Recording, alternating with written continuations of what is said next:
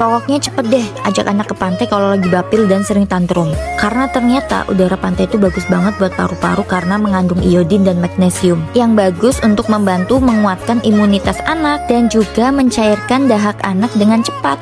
Dan yang anaknya sering tantrum ajak juga ke pantai karena di pantai itu pusatnya Montessori. Anak akan leluasa bermain dan mengekspresikan dirinya. Berendam di air laut bagus juga untuk detoks kulit karena mengandung garam. Jadi apa masih mau ngelarang anaknya bermain di pantai?